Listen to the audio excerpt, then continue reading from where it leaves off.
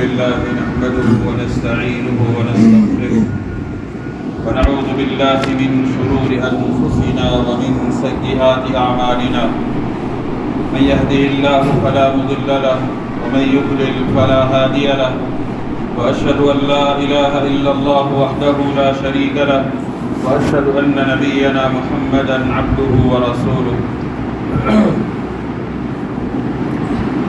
أرسله بالحق بشيرا ونذيرا وداعيا إلى الله بإذنه وسراجا منيرا يا أيها الذين آمنوا اتقوا الله حق تقاته ولا تموتن إلا وأنتم مسلمون يا أيها الناس اتقوا ربكم الذي خلقكم من نفس واحدة وخلق منها زوجها وبث منهما رجالا كثيرا ونساء واتقوا الله الذي تساءلون به والأرحام إن الله كان عليكم رقيبا يا أيها الذين آمنوا اتقوا الله وقولوا قولا سديدا يصلح لكم أعمالكم ويغفر لكم ذنوبكم ومن يطع الله ورسوله فقد فاز فوزا عظيما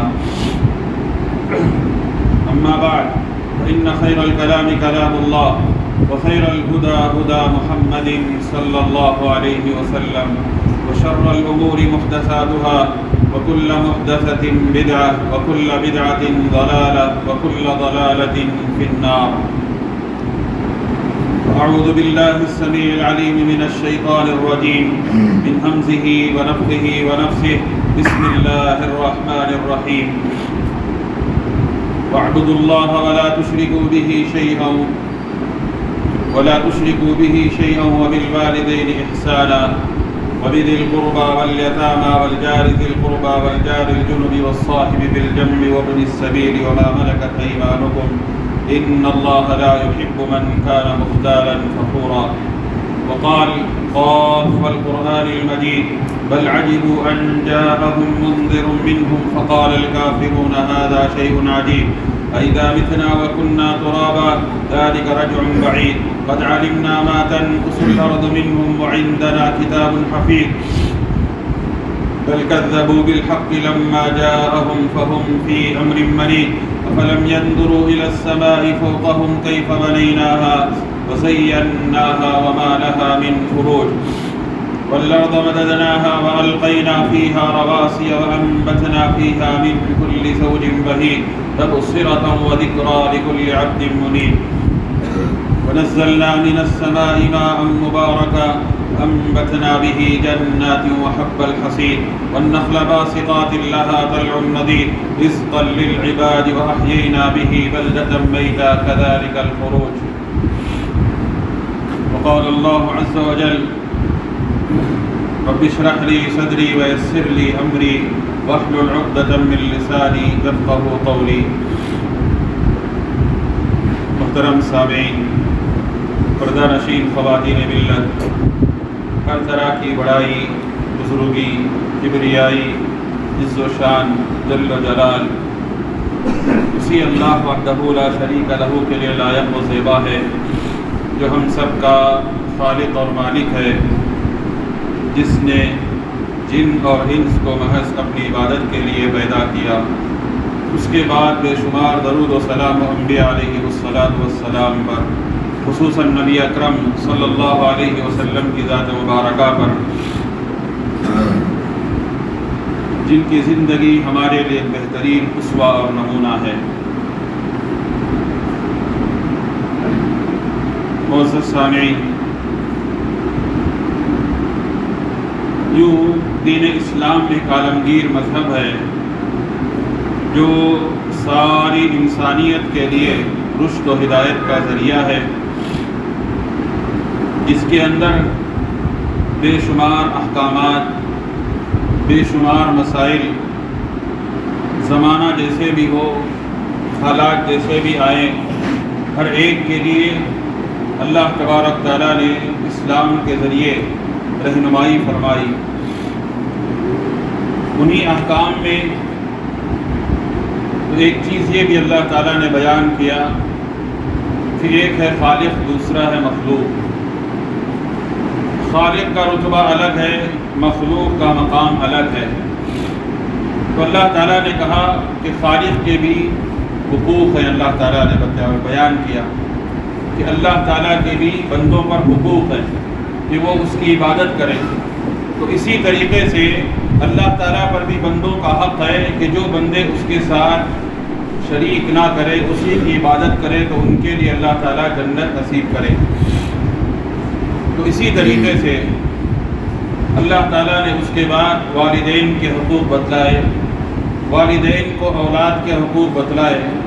ایک شوہر کو کہا بیوی کے حقوق ادا کرے، شوہر کو کہا بیوی کے حقوق ادا کرے، تو بیوی کے لیے کہا کہ شوہر کے حقوق ادا کرے. تو اس طریقے سے اسلام ایک دوسرے کے حقوق ادا کرنے کا حکم دیتا ہے. ایک ہوتے خالق کے، دوسرے ہوتے مخلوق. خالق کا تو بندوں سے تعلق ہے، مخلوق کا وہ ڈائریکٹ چاہے جو کچھ کرے اپنے آپ بھی کر لے، لیکن آپسی جو بندوں کے معاملات ہیں، بندوں کے جو حقوق ہیں، ان کی ادائیگی آپس میں ضروری ہے. تو ان میں بے شمار جہاں اسلام نے بیان کیا، یہاں تک کہ انسانیت کو حکم دیا کہ وہ جانوروں کے بھی حقوق ادا کریں. وہ جو بے زبان ہیں اپنے آپ میں، ان کے بھی حقوق ادا کرنے کا اسلام نے ہمیں حکم دیا. انہی حقوق میں ایک حق ہے پڑوسیوں کے حقوق. پڑوسی کے حقوق، اس کے بارے میں نبی کریم صلی اللہ علیہ وسلم نے فرمایا کہ مجھے بار بار جبریل اس بات کی وصیت کرتے تھے، انہو، اس کے بارے میں، پڑوسی کے بارے میں اس بات کی وصیت کرتے تھے، مجھے ڈر ہے کہ پڑوسی کو بھی وراثت کا حصہ دینے کا نوبت نہ آ جائے. انہو سیورثہ، پڑوسی کے اتنے حقوق ہیں کہ رشتہ دار نہیں ہے، سب کچھ نہیں ہے، اس کے باوجود بھی بار بار جبرائیل علیہ السلام نے مجھے پڑوسی کے تعلق سے جو باتیں کی کہ ان کے ساتھ اچھا سلوک کیا جائے، نرمی کے ساتھ برتاؤ کیا جائے، پڑوسی آپ کی تکلیف سے محفوظ رہیں، ہر طریقے سے امن و امان رہے، ان کی جان محفوظ رہے آپ کے ذریعے، ان کی عزت آپ کے ذریعے محفوظ رہے. یہ چیزیں جو بار بار نبی کریم صلی اللہ علیہ وسلم مجھے بتاتے تھے، تو مجھے ڈر تھا کہ وراثت میں بھی پڑوسی کا حق رکھ دیا جائے. اتنی بار بار اس کی تلقین کرتے نبی کریم صلی اللہ علیہ وسلم کو جبریل علیہ السلام. تو یہ اللہ کے رسول صلی اللہ علیہ وسلم نے پڑوسیوں کے تعلق سے کہا ہے. پڑوسی کون ہے؟ حدیث میں خود بتلایا گیا. پڑوسی جو آپ کے بازو ہے، جو آپ کے عموماً جو سمجھا جاتا ہے کہ میرے اپنے گھر کے بازو جو گھر ہے وہ پڑوسی کا گھر ہے نہیں. ہر وہ آدمی آپ کا پڑوسی ہے. مثال کے طور پہ آج جو مجلس میں بیٹھے، آپ کے بازو بیٹھنے والا آپ کا پڑوسی ہے. میں کبھی بس پہ سفر کرتا ہوں تو میرے بس میں بازو بیٹھنے والا میرا پڑوسی ہے. میرا اپنا دکان ہے تو میرے دکان کے بازو جو دکاندار ہے وہ اپنا پڑوسی ہے. اس قسم سے ساری جگہ آپ جو ہے قیاس کرتے جائیں کہ ہر وہ آدمی جو اپنے بازو میں ہے وہ پڑوسی ہے میرا. اس کے حقوق کی ادائیگی مجھ پر لازم ہے. یہ حقوق کی ادائیگی اللہ کے رسول اور اسلام نے سکھلایا کہ پڑوسیوں کے ساتھ کیسا برتاؤ کرنا چاہیے. ابو ہریرہ رضی اللہ تعالیٰ عنہ کی حدیث ہے، اللہ کے رسول صلی اللہ علیہ وسلم نے فرمایا، کہا، بخاری مسلم کی حدیث ہے، من کان یؤمن باللہ والیوم الآخر فلیقل خیرا او لیصمت. سب سے پہلا حکم دیا، کہا جو اللہ پر، یوم آخرت پر ایمان رکھتا ہو تو اس کو چاہیے فلیقل خیرا، وہ اچھی بات کرے، بھلی بات کرے، اپنی زبان سے کوئی تکلیف دہ بات نہ کرے، ایسی گفتگو نہ کرے کہ سامنے والے کو ٹھیس پہنچے، تکلیف کا باعث بن جائے، ایسا نہ ہو. ہمیشہ اپنی گفتگو سے میٹھی بول آپ بولا کریں. ہمیشہ اپنی گفتگو سے لوگوں کو تکلیف نہ دیں، بلکہ ہمیشہ لوگ آپ کی گفتگو سے لوگ قریب ہو جائیں. یہی تو اللہ کے رسول صلی اللہ علیہ وسلم کی سب سے بڑی صفت تھی کہ اللہ تعالیٰ نے آپ کو جو کہا کہ آپ کے اندر اور نرم مزاجی ہے، اسی لیے لوگ آپ کے اطراف جمع ہیں. آپ کے اطراف جو لوگ صحابہ کرام دین میں جو دن بدن داخل ہو رہے ہیں، اس کی بنیادی وجہ یہ ہے کہ آپ کی گفتگو کا جو سلیقہ ہے وہ سب سے بہترین سلیقہ ہے. تو اس سے معلوم ہوتا ہے کہ آدمی اپنی گفتگو سے پہچانا جاتا ہے. تو کہا فلیقل خیرا، اگر کرنا ہے بات آپ بھلی بات کریں، اچھی بات کریں. قرآن مجید میں بھی اللہ تعالیٰ نے حکم دیا، یا ایھا الذین آمنوا اتقوا اللہ وقولوا قولا سدیدا. اے ایمان والو، اللہ سے ڈرو، بات کرنی ہے تو بہترین بات کیا کرو، قول سدید کیا کرو، بھلی گفتگو کیا کرو، اچھی بات کرو، سچی بات کرو، ایسی گفتگو کرو کہ لوگ اس سے کیا ہے خوش ہو جائے، کسی کو تکلیف نہ ہو۔ میاں اگر گفتگو کرتا ہے تو بیوی کو تکلیف نہ ہو، بیوی اس سے خوش ہو جائے۔ آدمی اپنے دوست سے کرتا ہے تو وہ خوش ہو جائے۔ ایک ذمہ دار آدمی اپنے ماتحت رہنے والوں کے ساتھ گفتگو کرتا ہے تو وہ اس سے خوش ہو۔ تو اس طریقے سے اللہ تعالیٰ نے اور اس کے رسول صلی اللہ علیہ وسلم نے کہا، من کان یؤمن باللہ والیوم الآخر فلیقل خیرا او لیصمت۔ اگر آپ کو گفتگو نہیں کرنی ہے تو خاموش رہ جائے، بجائے اس کے کہ آپ کے گفتگو سے لوگوں کو ٹھیس پہنچے، اس سے بہتر ہے کہ آپ خاموش رہ جائیں، یہ آپ کے لیے بہتر ہے۔ یہ اللہ کے رسول صلی اللہ علیہ وسلم نے فرمایا۔ پھر اس کے بعد کہا، ومن کان یؤمن باللہ والیوم الآخر فلیکرم جارہ۔ کہا کہ جو آدمی اللہ پر، یوم آخرت پر ایمان رکھتا ہو تو وہ اپنے پڑوسی کی احترام کرے، اکرام کرے، اس کی توقیر کرے، اس کی عزت کرے۔ کیا ہے پڑوسی کی توقیر؟ کس طریقے سے؟ آپ کے گھر سے ایسی اونچی آواز نہ کرے کہ جس سے پڑوسی کو تکلیف ہو۔ آپ اپنے گھر کا جو کچرا ہے پڑوسی کے گھر کے پاس رکھتے ہیں، ہے نہیں؟ تو اس طریقے سے اس قسم کی جتنی چیزیں ہیں سارے آپ جو ہے اپنے پڑوسی کے، آپ کے ذریعے آپ کا پڑوسی محفوظ ہو جائے، اس کی عزت بھی، اس کی جان بھی، اس کا مال بھی، ساری چیزیں آپ کے ذریعے سے محفوظ ہو، اس کے ذریعے سے آپ کی چیزیں محفوظ ہو جائیں۔ یہ اسلام نے تعلیم دی ہے، یہ اسلام نے کہا پڑوسیوں کے حقوق ادا کرنے کے سلسلے میں مسلمانوں کو تاکید کی ہے۔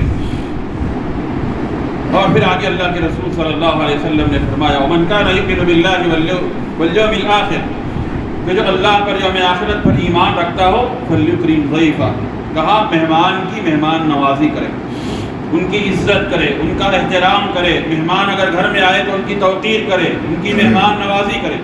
تو اس حدیث میں جو دوسری بات بتلائی گئی ہے وہ یہ، پڑوسی کے تعلق سے جو بھی مسلمان ہے اس کے لیے ضروری ہے کہ اپنے پڑوسی کا ہر ہمیشہ خیال رکھے۔ اللہ کے رسول صلی اللہ علیہ وسلم کی سیرت میں دیکھیں، جب سیرت کا مطالعہ کریں گے تو ایسی صورت میں آپ صلی اللہ علیہ وسلم خود گھر میں اپنی بیویوں سے کہتے کہ اگر آپ کے گھر میں کوئی سالن بن رہا ہے، گوشت وغیرہ پکا رہے ہیں آپ لوگ، تو ایسی صورت میں کیا کریں، اس سالن میں پانی تھوڑا سا زیادہ ڈال دیں، آپ پانی تھوڑا سا زیادہ ڈال دیں، اور اس پانی کو، سالن جب زیادہ ہو جائے گا تو ایسی صورت میں آپ کیا کریں، اس سالن کے کچھ حصے کو آپ اپنے پڑوسیوں کے ہاں دے کر بھیج دیں۔ یہ پڑوسی کے حقوق ہیں، یہ پڑوسیوں کے حقوق ہیں۔ اللہ کے رسول صلی اللہ علیہ وسلم نے ہمیں بتلایا کہ پڑوسیوں کے ساتھ کیسا سلوک کرنا ہے۔ پھر آپ صلی اللہ علیہ وسلم نے تعلیم دی کہ پڑوسیوں کے ساتھ کیسا سلوک کریں آپ۔ عبداللہ بن عمر رضی اللہ تعالیٰ عنہما ایک مرتبہ اپنے گھر کو آتے ہیں، گھر کو آنے کے بعد پوچھتے ہیں، دیکھا ہے کہ بکری کا کچھ گوشت وغیرہ پکا ہوا ہے، تو پوچھا اپنے گھر کے جو بازو یہودی رہتے ہیں کیا ان کو آپ لوگوں نے سالن بھیجا ہے؟ کہا نہیں بھیجا۔ تو کہا کہ سب سے پہلے پڑوسیوں کا حق ادا کرو، ان کو سالن بھیج دو، کچھ حصہ ہی صحیح لیکن ان کو اپنا حق ادا کرو، پھر بعد میں ہم لوگ کھاتے ہیں۔ اس لیے کہ میں نے اللہ کے رسول صلی اللہ علیہ وسلم کو کہتے ہوئے سنا، وہ شخص مومن نہیں ہے، واللہ لا یؤمن۔ پھر دوسری مرتبہ کا واللہ لا یؤمن، وہ شخص مومن نہیں ہے، قسم اللہ کی کہ وہ شخص مومن ہے۔ پھر تیسری مرتبہ کہا، پھر اس کے بعد کہا کہ اللہ کے رسول صلی اللہ علیہ وسلم کون مومن نہیں ہے؟ کہا جس کے پڑوسی اس کی تکلیف سے محفوظ نہ ہو وہ مومن نہیں ہے، جس کے پڑوسی اس کی تکلیف سے محفوظ نہ ہو وہ مومن نہیں ہے۔ یہ اللہ کے رسول صلی اللہ علیہ وسلم کی تعلیمات ہے، اسلام کی تعلیمات ہیں۔ اب اگر ہم معاشرے کا جائزہ لیں تو دیکھیے ہم کتنا اپنے پڑوسیوں کے حق ادا کرتے ہیں، ان کے حقوق ادا کرتے ہیں۔ پڑوسیوں کے حق ہم نے کہاں تک ادا کی؟ آج بہت افسوس کے ساتھ کہنا پڑتا ہے، اتنا ترقی یافتہ زمانہ ہے ہمارا، ٹیکنالوجی کا زمانہ، آج کل ہم لوگ ایسے گھروں میں رہتے ہیں کہ بازو والے گھر کی خبر نہیں رہتی ہم۔ آج کل کا جو مسئلہ ہے، اپارٹمنٹ وغیرہ میں رہتے ہیں لوگ، تو ایسی صورت میں ایسا ہے کہ بازو والے کے گھر میں کیا ہو رہا ہے اس کو پتہ ہی نہیں۔ ایسی صورت میں ہم زندگی کرتے ہیں، اس کا دروازہ کب کھلا ہے، کب آئے ہیں، کب گئے ہیں، کون آ رہا ہے، کون جا رہا ہے۔ یہاں تک کہ میں نے سنا کچھ عرصہ پہلے ایسے ہی حالات میں جہاں لوگ معاشرے میں رہتے تھے تو باقاعدہ جو ہے چرانے والے آ کر گھر سے دن میں جو ہے پورا سامان لوٹ لے کر گئے، کسی کو خبر نہیں ہے کچھ۔ ایسی حالت سے ہم ایسے حالات سے گزر رہے ہیں، ایسے ماحول میں ہم جی رہے ہیں۔ تو یہ اسلام اس کی تعلیم نہیں دیتا۔ اسلام اسی لیے پنج وقتہ نماز کی پابندی کا حکم کیوں دیا ہے آپ کو، کہ آپ کی خبر گیری کے لیے حکم دیا کہ 5 وقت کی نمازوں میں حاضر ہوں۔ اللہ کے رسول صلی اللہ علیہ وسلم کا مطالعہ کریں، اگر حاضر نہیں ہوتے تو اسی صورت میں پوچھتے کہ آپ کا پڑوسی کیوں نہیں آیا، آپ کا پڑوسی کیوں نہیں آیا، آپ کا پڑوسی کیوں نہیں آیا، اس کی خبر گیری کریں۔ تو اس طریقے سے حالات کی جانکاری رکھنا، آپس میں مسلم معاشرے کے اندر دوست احباب کا خیال کرنا، اس کے لیے اسلام نے تعلیم دی اس چیز کی۔ تو میں کہہ رہا تھا پڑوسیوں کے سلسلے میں اللہ کے رسول صلی اللہ علیہ وسلم نے اتنی تاکید کی ہے، کہا پڑوسیوں کا حق ادا کرے۔ تو مومن ہی نہیں ہو سکتا کہ جس پڑوسی جو ہے اس سے محفوظ نہ ہو، مطلب یہ ہے کہ اس کی تکلیف سے، اس کی اذیت رسانی سے تو یہ محفوظ نہ ہو، تو اسی صورت میں مومن ہی نہیں ہے۔ صرف نماز پڑھنا، روزہ رکھنا، زکوٰۃ دینا، حج کرنا ایمان، مومن، اسلام ایسا نہیں ہے۔ انسانیت کے ناطے کافر اور مشرک رہے تب بھی ہم پڑوسیوں کے حقوق ادا کرنا ہے۔ انسانیت کے ناطے کافر رہے تب بھی ہم کو حقوق ادا کرنے کے لیے اللہ کے رسول صلی اللہ علیہ وسلم نے تعلیم دی۔ خود اللہ کے رسول صلی اللہ علیہ وسلم نے کہا اپنا پڑوسی اگر کافر مشرک ہے تو اس کا حق ادا کریں، اور اگر وہ مسلمان ہے تو آپ کے 2 حقوق ہیں، ایک تو پڑوسی ہونے کا حق، دوسرا مسلمان ہونے کا حق۔ تیسرا وہ آدمی پڑوسی بھی ہے، مسلمان بھی ہے، رشتہ دار بھی ہے، تو 3 حق بنتے ہیں ہم پر، ایک پڑوسی کا، دوسرا رشتہ داری کا، تیسرا مسلمان ہونے کا۔ تو اس طریقے سے اسلام نے حکم دیا کہ پڑوسی اس طریقے سے ہوں گے، جو سب سے قریب رہے گا وہ ہمارا پڑوسی شمار کیا جائے گا۔ تو محترم سامعین، لیکن سب سے زیادہ تکلیف یہاں اس وقت ہوتی ہے کہ جب پڑوسیوں کو اللہ کے رسول صلی اللہ علیہ وسلم نے کہا کہ مومن نہیں ہے وہ شخص، مومن نہیں ہے۔ کون مومن نہیں ہے؟ کہا جس کی تکلیف سے اس کے پڑوسی محفوظ نہ ہو۔ آج دیکھیے ایک دکاندار اپنا دکان چلاتا ہے، اس لیے کہ تجارت وغیرہ کا تعلق آپ مجھ سے زیادہ جانتے ہیں۔ دکاندار اپنا دکان چلاتا ہے، تو اسی صورت میں خاص کر ہمارے اپنے مسلم معاشرے میں، سماج میں دیکھیں آپ، دکان تو دکان، دوسرے کے دکان پر بھی قبضہ، راستے پر بھی قبضہ، سڑک پر چلنے والوں کے لیے بھی قبضہ، سب قبضہ، اور اس ساری چیز کو سمجھتے ہیں کہ ہمارا حق ہے۔ نہیں، یہ ساری چیز کرنے کے بعد ہم لوگ یہ سمجھتے ہیں کہ یہ حق ہے ہمارا، یہ حق نہیں ہے، یہ ظلم ہے ہمارا۔ مثال کے طور پہ مساجد میں جب جگہ تنگ ہو جاتی ہے ہماری، دیکھیں آپ، تو راستے میں ہم بند کر کے راستے میں نماز پڑھتے ہیں، کیا یہ درست ہے ہمارے لیے؟ کسی بھی صورت میں درست نہیں ہے۔ اسلام اس کی اجازت نہیں دیتا، آپ جو کر رہے ہیں وہ الگ چیز ہے، لیکن اسلام اس بات کی اجازت نہیں دیتا کہ ہم راستوں کو بند کر کے نماز پڑھا کریں، اس بات کی اجازت نہیں دیتا۔ اتنا خیال اسلام نے کیا ہے۔ جانور کو ذبح کرتے وقت کہا کہ چاقو تیز کر لے، حقوق ہے اس کا، فوری ذبح کر دے، اس کو تکلیف ہونے نہ دیں، یہ اسلام نے ہم کو سکھلایا۔ تو محترم سامعین، کہنے کا مقصد یہ ہے کہ پڑوسیوں کے تعلق سے ہم اپنی دکان کو کاروبار کرتے ہیں، تجارت کرتے ہیں، تو اس طریقے سے ہم جو ہے دوسروں پر ظلم کرنا چاہتے ہیں۔ اگر وہ خواہ دوسرا اپنا پڑوسی جو ہے کچھ نرم طبیعت کا ہے تو اسی صورت میں تھوڑے دن کے بعد پورا دکان ہی پر بھی قبضہ ہو جاتا ہے نہیں، نہ اس کا کاروبار چلنے دیتے ہیں، نہ اس کا جو ہے تجارت ہونے دیں گے، کچھ نہیں۔ تو یہ حقوق ہے پڑوسیوں کے۔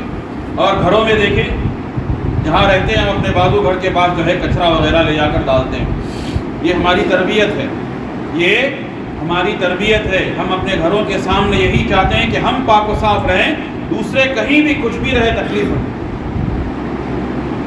آج سب سے زیادہ یہی ہے کہ ہم مسلمانوں کو چاہیے کہ اللہ کے رسول صلی اللہ علیہ وسلم نے معاشرے کے سدھار کے لیے جو تعلیمات ہمیں دی ہے، اس تعلیمات کو عمل کرنا ضروری ہے۔ مثال کے طور پہ اللہ کے رسول صلی اللہ علیہ وسلم نے کہا المسلم من سلم المسلمون من لسانه ويده، کہ مسلمان وہ ہے جس کے ہاتھ سے اور اس کی زبان سے دوسرا آدمی محفوظ رہے، دوسرا مسلمان محفوظ رہے۔ تو یہ تعلیم اللہ کے رسول صلی اللہ علیہ وسلم نے ہمیں دی ہے۔ تو انہی تعلیمات میں ایک تعلیم یہ بھی دی کہ ہم جو ہے اپنے پڑوسیوں کے ساتھ اچھا سلوک کریں، برتاؤ اچھا رکھیں، معاملہ اچھا رکھیں۔ یہاں تک کہ اللہ کے رسول صلی اللہ علیہ وسلم نے صحابہ کو تاکید کی تھی کہ آپ اپنے بازو والی مثال کے طور پہ اپنا گھر یا زمین اگر بیچنا چاہتے ہیں تو سب سے پہلے اپنے پڑوسی سے پوچھیں کہ اگر وہ لینا چاہ رہے تو لے لیں، اس کا حق ہے پہلا۔ یہ اسلام کی تعلیم ہے، یہ اسلام کی تعلیم ہے۔ اگر نہیں ہے تو پھر دوسروں کو دیکھا جائے گا۔ یہ اسلام نے مسلمانوں کو تعلیم دی۔ کیا آج ان تعلیمات پر عمل ہوتا ہے؟ معاملات کی اگر بات کی جائے، اس لیے کہ یہ حقوق آپس کے تعلقات ہیں ہمارے، اگر معاملات کی بات کی جائے، اتنے صفر ہیں ہم لوگ، پورا مسلم طبقہ بتا رہا ہوں میں آپ کو، اتنے صفر ہیں ہم لوگ کہ جس کی حد نہیں، اتنے نچلے طبقے میں زندگی کر رہے ہیں ہم اپنے آپ۔ ایک کاروبار آدمی کو دیکھیں آپ، ایک کاروبار آدمی مثال کے طور پہ کوئی بھی چھوٹا موٹا کاروبار کرنے والا آدمی، اگر اس کو اس کی قیمت معلوم ہے تو ٹھیک ہے، اس کی قیمت اسی حساب سے دے گا۔ اگر کوئی نرم طبیعت والا جس کو معلوم نہیں ہے تو قیمت دگنا کر کے بیچتے ہیں، ہے نہیں؟ یہ معاملات ہیں ہمارے، یہ انسانیت ہے ہماری۔ جبکہ مسلمان ایسے نہیں ہیں۔ اسلام وہ نہیں ہے کہ آپ کے پاس چرب زبان والا آئے، نرم طبیعت والا آئے، آپ اپنی قیمت ایک ہی حساب سے بیچیں گے۔ لیکن ہمارا کاروبار ایسا ہے کہ ہم کسی کو 100 روپے میں ایک چیز بیچتے ہیں تو کسی کو 500 روپے میں بیچتے ہیں، اسی کو حلال سمجھتے ہیں اور اسی کو کیا ہے کاروبار میں سب سے اچھا آدمی سمجھتے ہیں کہ میں نے اتنی قیمت جو ہے اتنے نفع کے ساتھ کمایا ہے۔ یہ نفع نہیں، یہ حرام چیز ہے، یہ نفع نہیں، حرام ہے۔ تو اسی طریقے سے اپنے گھر کو پاک و صاف رکھنا، اپنی گاڑی، اپنا فلاں ساری چیزوں کو اچھا رکھے، لیکن میرا جو پڑوسی ہے اس کو تکلیف دے، یہ کون سی عقل مندی ہے؟ چاہے وہ زبان سے دے، چاہے آپ اعضاء سے دیں، چاہے آپ کسی بھی نظریے سے دیں اس کو، لیکن تکلیف دینے کے لیے اللہ کے رسول صلی اللہ علیہ وسلم نے منع کیا ہے۔ یہی سب سے پہلی چیز ہم مسلمانوں میں آنی چاہیے کہ ہم عبادت کو پہلے نمبر پر رکھ کر باقی ساری چیزیں سمجھتے ہیں کہ ہم اپنے سارے کیسے بھی کریں معاملات اچھے ہو جائیں گے۔ نہیں، یہ اللہ تعالیٰ نے ایسے نہیں کہا۔ اللہ تعالیٰ نے سب سے پہلے انسانیت کا حق ادا کرنے کے لیے کہا، پھر اس کے بعد رب کا حق ادا کریں آپ۔ انہی انسانیت کے حقوق میں پڑوسی کا حق ہے کہ ہم اپنے پڑوسیوں سے، مثال کے طور پہ بچے اسکول جاتے ہیں، بچے کی بینچ میں بازو بیٹھنے والا اس کا پڑوسی ہے۔ ہر چھوٹی سطح پہ دیکھیں آپ، پڑوسی اس طریقے سے رہے گا۔ تو یہ نماز پڑھنے والا آدمی ہے، بازو میں بیٹھنے والا پڑوسی ہے، تو یہ پڑوسی کے حقوق ادا کرنی چاہیے۔ تو اس طریقے سے ہم اپنی زبان سے تکلیف نہ دیں، ہم اپنے ہاتھ سے تکلیف نہ دیں۔ یہ اسلامی تعلیمات ہیں، یہ آپسی حقوق ہے۔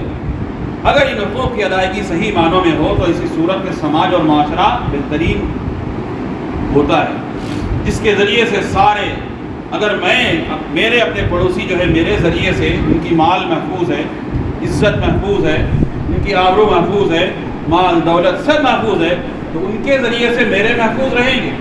تو اسی طریقے سے آپس میں ایک دوسرے کے حقوق کی بنیاد پر سارا معاشرہ اچھا رہے گا۔ یہ اللہ کے رسول صلی اللہ علیہ وسلم نے ہمیں تعلیم دی ہے۔ اس قسم کی چیزیں ہمیں عمل کرنا چاہیے۔ ابو ذر رضی اللہ تعالیٰ عنہ سے آپ صلی اللہ علیہ وسلم نے کہا، اے ابو ذر، کہ تم اپنے پڑوسی کو سالن میں کچھ جو ہے پانی وغیرہ ملا کر شوربہ بنا دو اور ان کا حق ادا کیا کرو۔ یہ اللہ کے رسول صلی اللہ علیہ وسلم تعلیم دیتے تھے صحابہ کرام کو کہ سب سے پہلے پڑوسی کا حق ادا کرے۔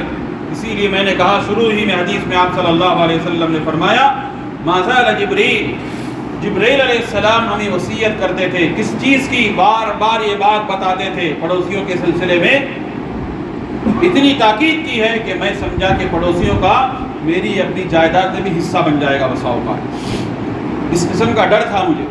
اللہ کے رسول صلی اللہ علیہ وسلم نے فرمایا، اب چاہے کافر رہے چاہے مسلمان رہے، میں نے کہا اگر کافر ہے تو بھی پڑوسی کا حق ادا کرنا ہے، اگر مسلمان ہے تو بدرجہ اولا ادا کرنا ہے، رشتہ دار ہے تو اور مزید ادا کرنا ہے۔ تو اس قسم کے حقوق کی ادائیگی کے لیے اللہ اور اس کے رسول صلی اللہ علیہ وسلم نے ہمیں تعلیم دی ہے۔ تو محترم سامعین، اسلام جتنا پاکیزہ، صاف و شفاف، ہر ایک کے حقوق، ہر ایک کے مسائل، ساری چیزیں جس طریقے سے حل کیا ہے، لیکن اسلام کی تعلیمات الگ ہے. ہم اپنے آپ کو دیکھیں تو ہمارا رویہ الگ ہے. ایسا ہرگز نہیں ہونی چاہیے، ایسا ہرگز نہیں. جب تک آپ کی تعلیمات اور آپ کے عمل کرنے والوں میں تال میل نہیں رہے گا، دنیا والوں کے سامنے بات اثر نہیں کرے گی. یاد رکھیے، میں کتنا بھی لاکھ بولوں آپ کو کہ آپ حق ادا کریں، حق ادا کریں، میرے بولنے سے نہیں ہوتا. عمل کر کے دکھلانے سے جو اثر ہوتا ہے، بولنے میں اتنا اثر نہیں ہوتا. یہی تو صحابہ کرام کی مثال ہے، یہی تو آپ صلی اللہ علیہ وسلم کی مثال ہے.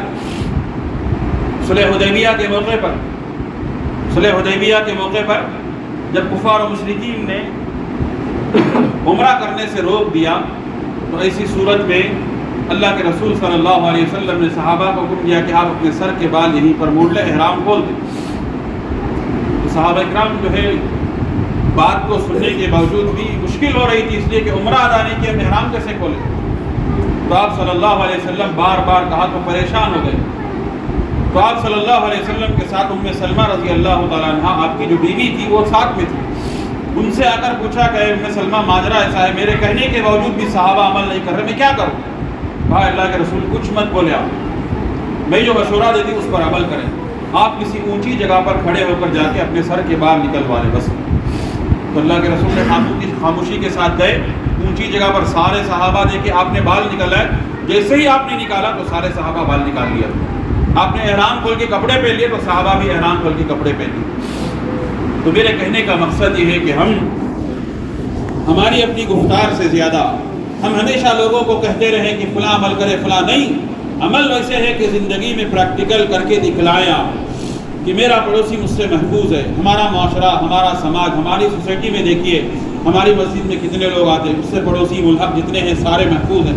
یہ کام ہم کو کرنا ہے، اس طریقے سے اسلام کی تعلیمات کو پھیلانا ہے. تو اس طریقے سے اسلام نے حکم دیا کہ سماج کے اندر آپ امن چاہتے ہیں، سکون چاہتے ہیں، ایک دوسرے کی حفاظت چاہتے ہیں، ایک دوسرے کے مال کی اور خون کی ساری جو ہے حفاظت چاہتے ہیں آپ کہ آپ امن سے رہیں، تو آپ حقوق ادا کریں، ایک دوسرے کے حقوق ادا کریں. جب تک یہ حقوق نہیں ہوں گے تب تک آپ امن کے ساتھ نہیں رہ سکتے. تو اسی لیے اسلام نے بارہا تاکید کہ حقوق ادا کریں. میاں کو کہا بیوی کو، بیوی کو کہا میاں کے، اولاد کو کہا والدین کے، والدین کو کہا اولاد کے. یہاں تک کہ اللہ تعالیٰ نے اپنے حقوق بھی کہا کہ مخلوق کو خالق کا حق ادا کرے، خالق مخلوق کا حق ادا کرے. تو اسی طریقے سے پڑوسیوں کے حقوق ادا کرنا چاہیے. ہمارے اپنے پڑوسیوں کے حقوق ادا کرنا چاہیے. ہماری اپنی پوری زندگی سے، ہماری اپنی گفتار سے، ہمارے اپنے اعمال سے، ہماری ہر چیز سے ہمارا پڑوسی دیکھ کر متاثر ہو جائے. اگر غیر مسلم ہے تو اسلام میں داخل ہونے کی کوشش کریں، اس قسم کے معاملات ہم کریں ان کے ساتھ، اس قسم کا سلوک ان کے ساتھ کریں، اس قسم کا رویہ رکھیں. اپنے سے چھوٹوں کے حقوق بھی ہم پر اللہ تعالیٰ نے دیا کہ ہم اپنے چھوٹے حقوق، چھوٹے بچوں کے حقوق ادا کریں، وہی بچے اپنے بڑوں کے ادا کریں. اس طریقے سے ہر ایک کو دوسرے سے اللہ تعالیٰ نے جوڑ کے رکھا ہے. یہاں تک کہ میں نے کہا انسانیت کو حکم دیا کہ انسان اپنے جانور کا بھی حق ادا کرے. اس کی بھی تعلیم اللہ کے رسول اور اللہ تعالیٰ نے ہم کو دی ہے. یہ تھا حق بتایا ہے ہمارا. تو لہذا سماج اور معاشرے کے اندر امن چاہیے، سکون چاہیے. تو اسی صورت میں آپس کے حقوق ادا کریں. تو ان میں پڑوسی کا حق سب سے زیادہ ہے، جو کہ ہم سب سے زیادہ اس میں کوتاہی برتتے ہیں. پڑوسیوں کے تعلق سے ہم سب سے زیادہ کوتاہی برتتے ہیں، غفلت کا شکار ہوتے ہیں. حالانکہ اسلام نے سب سے زیادہ تاکید کی ہے اس سلسلے میں. اللہ اور اس کے رسول صلی اللہ علیہ وسلم نے اس قسم کی تعلیم دی ہے ہم کو کہ ہم پڑوسیوں کے حقوق ادا کریں. تو محترم سامعین، سب سے زیادہ ہم کو پڑوسیوں کے حقوق ادا کرنا چاہیے، چاہے چھوٹا ہی صحیح کیوں نہ ہو، چھوٹا ہی صحیح. یہاں تک کہ اللہ کے رسول صلی اللہ علیہ وسلم نے جو کہا کہ سالن میں پانی وغیرہ ملا کے شوربہ زیادہ بنا دے، بس اتنا سا ہی صحیح، چھوٹا ہی صحیح ہدیہ قبول کریں. یا بسا اوقات اپنے پڑوسیوں کو تحفے تحائف دیا کریں، بسا اوقات اپنے پڑوسیوں کو تحفے تحائف دیا کریں، گفٹ وغیرہ دیا کریں، چھوٹے ہی صحیح. تو ایسی صورت میں اس سے آپس میں محبت بڑھتی ہے، آپس میں تعلقات اچھے رہتے ہیں. وہ آپ کی غیر موجودگی میں آپ کے گھر کی حفاظت کرے گا اور آپ اس کے غیر موجودگی میں حفاظت کریں گے. دیکھ بھال اچھی ہوگی، تعلقات اچھے ہوں گے، ساری چیزیں برقرار اچھی رہیں گی. معاشرے میں امن رہے گا، سکون رہے گا۔ اسی لیے اللہ کے رسول صلی اللہ علیہ وسلم نے ہم کو تعلیم دی، کہا پڑوسیوں کے حقوق ادا کریں۔ اللہ تعالیٰ نے قرآن مجید میں جو کہا وَاعْبُدُوا اللَّهَ وَلَا تُشْرِكُوا بِهِ شَيْئًا، کہ سب سے پہلے کہا کہ اللہ کی عبادت کرو، اس کے ساتھ کسی اور کو شریک نہ ٹھہراؤ۔ وَبِالْوَالِدَيْنِ إِحْسَانًا، کہا اور والدین کے ساتھ اچھا سلوک کرو۔ اس کے بعد اللہ تعالیٰ نے وَبِذِي الْقُرْبَى وَالْيَتَامَى وَالْمَسَاكِينِ وَالْجَارِ ذِي الْقُرْبَى وَالْجَارِ الْجُنُبِ، سب کے بارے میں تذکرہ کرتے ہوئے اللہ تعالیٰ نے کہا رشتہ داروں کے تعلق سے، یتیموں کے تعلق سے، مساکین کے تعلق سے، پڑوسیوں کے تعلق سے، جو آپ کا ساتھی ہے اس کے تعلق سے، سب کے تعلق سے کہا اللہ تعالیٰ نے کہ ان کے ساتھ آپ کو احسان کرنا ہے، ان کے ساتھ آپ کو اچھا سلوک کرنا ہے، ان سے اچھے تعلقات رکھنا ہے۔ یہ تعلیم جو ہے اللہ اور اس کے رسول صلی اللہ علیہ وسلم نے ہمیں دی ہے۔ تو محترم سامعین، ہمیں ان تعلیمات پر عمل کرنا چاہیے۔ ہمیں اسلام کے جب دعوے دار ہیں کہ ہم اللہ اور اس کے رسول کی تعلیمات پر چلتے ہیں، تو لہٰذا سب سے زیادہ حق ہمارا بنتا ہے کہ ہم ان تعلیمات پر عمل کر کے دنیا والوں کے سامنے انسانیت کا پیغام دیں۔ ہم عام کریں انسانیت کو، چاہے ہمارا پڑوسی کافر رہے، مشرک رہے، یہودی رہے، مسلمان رہے، کوئی بھی رہے، ہم پڑوسی ہونے کے ناطے اسلام نے ہمیں تعلیم دی ہے، اس نظریے کو سامنے رکھ کر ہم اپنے حقوق ادا کریں۔ اس کے ذریعے سے جو ہے پھیلتا ہے اسلام، اس کے ذریعے سے اسلامی تعلیمات لوگوں میں اثر کر جاتی ہیں۔ جس طریقے سے صحابہ کرام نے اس زمانے میں ہندوستان کا سفر کیا تھا، اپنے ملک کا، تجارت کی غرض سے کیا، کوئی اسلام کی غرض سے نہیں کیا، کوئی اسٹیج وغیرہ سوارا نہیں، کوئی اس کی تعلیم نہیں تھی، کلمہ توحید کی طرف بلایا نہیں انہوں نے، بس معاملات اچھے رکھا۔ لین دین، تجارت کا جو تعلقات ہیں، لینا اور دینا، اپنی زبان، سچائی، ان ساری چیزوں کو انہوں نے کہا ملحوظ رکھا۔ اسی کو دیکھ کر یہاں کے لوگوں نے اسلام قبول کیا تھا۔ کہا یہ غیر ہیں، اپنے وطن کے نہیں ہیں، لیکن اس کے باوجود بھی ہمارے ساتھ اتنے اچھے تعلقات رکھے، اتنے اچھے معاملات، بغیر کسی تفریق کے، بغیر کسی کالے گورے کے امتیاز کے، یہ لوگ اتنے اچھے معاملات کر رہے ہیں۔ اسی معاملات کو دیکھ کر، اسی تعلقات کو دیکھ کر، اسی ان کے لین دین کو دیکھ کر ان لوگوں نے اسلام قبول کیا تھا۔ تو اس طریقے سے اسلام جو پھیلا ہے، خود اللہ کے رسول صلی اللہ علیہ وسلم کے ذریعے سے بھی آپ نے لوگوں کو عمل کر کے بتلایا، آپ نے اپنی زندگی میں عمل کر کر کے بتلایا کہ اسلام یہ ہے، اسلام ایسا ہے، لین دین میں ہو، عبادت میں ہو، معاملات میں ہو، سیاسی زندگی ہو، اقتصادی ہو، سماجی ہو، ہر زندگی کے پہلو میں آپ نے قدم رکھ کر پریکٹیکل طور پر لائف میں بتایا کہ یہ زندگی ہے۔ پھر اس کے بعد لوگوں کو بتلایا تو لوگ آسانی کے ساتھ قبول کرتے ہیں۔ بولنا بہت آسان ہے، لیکن عمل کر کے بتلانا بہت مشکل ہے۔ جس طریقے سے آپ صلی اللہ علیہ وسلم نے جنگوں کی تعلیم دی کہ لڑائی کریں، تو تفصیل ہے اس کی، بنا حکم دیا کہ لڑائی کریں، لیکن آپ خود نے بھی جنگی لباس پہن کر جنگ کے میدان میں شامل ہوئے، صحابہ کرام کے ساتھ لڑے تھے، جنگ احد میں آپ کے دان شہید ہو گئے۔ یہ سب معاملہ کیا ہے؟ آپ نے اپنی زندگی میں پریکٹیکل چیزیں ساری امت میں پھیلائی، تبھی چل کر اتنے مختصر سی مدت کے اندر پوری دنیا میں اسلام کا پیغام عام ہوا۔ تو میرے کہنے کا مقصد یہ ہے کہ ہم اپنی زندگی میں عملی جو زندگی ہے ہماری، اس زندگی میں اس طریقے سے عمل پیرا ہو جو اسلامی تعلیمات ہمارے عمل کے ذریعے سے لوگوں کو جھلکتے ہو۔ ہم اپنی زبانی دعوے کے بجائے عملاً اپنی پوری زندگی اس طریقے سے بنا کر کے رکھیں کہ ہاں یہ اسلام ہے، یہ مسلمان ہے، یہ شریعت کی پابندی کرنے والے ہیں۔ اس قسم کا ماحول ہمارے اندر آنا چاہیے۔ تو یہی پڑوسیوں کے تعلق سے ہمیں بھی نظریہ رکھنا چاہیے اور ان کے حقوق ادا کرنے کی ہمیشہ کوشش کرنی چاہیے۔ بس انہی چند باتوں میں اپنی بات ختم کرتا ہوں۔ آخر میں اللہ سے دعا ہے کہ اللہ تبارک تعالیٰ کہنے و سننے سے زیادہ عمل کی توفیق عطا فرمائے۔ اللہ تعالیٰ جب تک دنیا میں رکھے ایمان اور اسلام کی حالت میں زندہ رکھے، جب خاتمہ ہو تو خاتمہ بالخیر ہو، سوء خاتمہ سے محفوظ فرمائے، مرنے کے بعد جنت الفردوس نصیب فرمائے، عذاب جہنم سے، عذاب قبر سے اللہ کی بچائے رکھے۔ آمین۔ بارک اللہ لی ولکم فی القرآن العظیم ورفعنی وإیاکم بما فیہ من الآیات والذکر الحکیم۔ اقول قولی ھذا استغفر اللہ لی ولکم ولسائر المسلمین من کل ذنب فاستغفروہ انہ هو الغفور الرحیم رب الحلیم۔